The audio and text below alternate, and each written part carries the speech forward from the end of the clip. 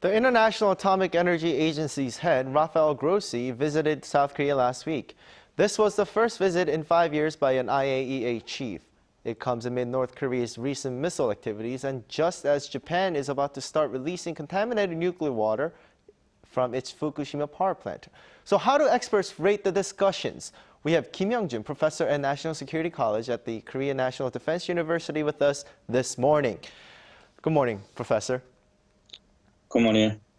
Now, the IAEA chief says it's open to talks with North Korea. Will North Korea ever accept such talks? What would Pyongyang gain from opening up discussion with the IAEA?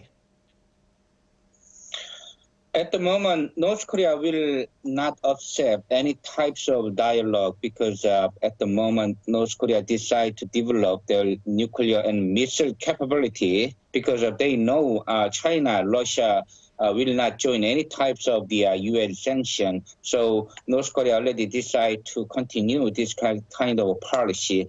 And at the same time, IAEA is not a party of a dialogue itself because it is not a country, it's an international organization. So it will support this type of dialogue, but IAEA itself is not a party of the dialogue. Right. Now, the IAEA chief also guaranteed that the release of nuclear contaminated water from Fukushima power plant would be monitored closely. Is this a reliable stance? Can South Korea trust the words of this international organization?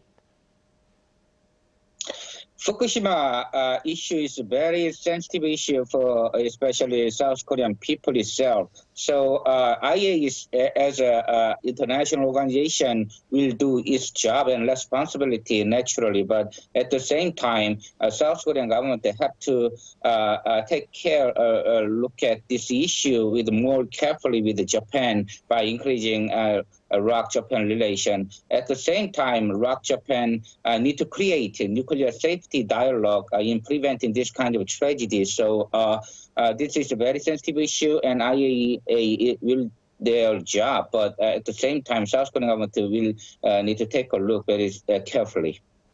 Right. I mean, we can't just depend on the international agency and have them take care of this. And South Korea will need to have its own capacity towards making sure nothing negative comes from the release of contaminated water. Now, South Korea is also working on its export capability for nuclear power plants.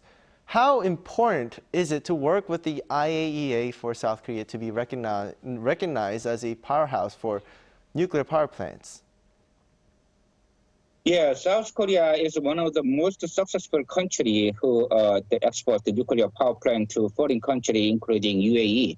So IAEA will support South Korea nuclear power plant export. At the same time, South Korea is a very good example in supporting non-proliferation regime and peaceful use of the atomic nuclear power. So IAEA is definitely will support South Korea, and South Korea is one of the most great example to export the nuclear power plant. At the same time, keeping the non-proliferation regime by using a peaceful use of nuclear power.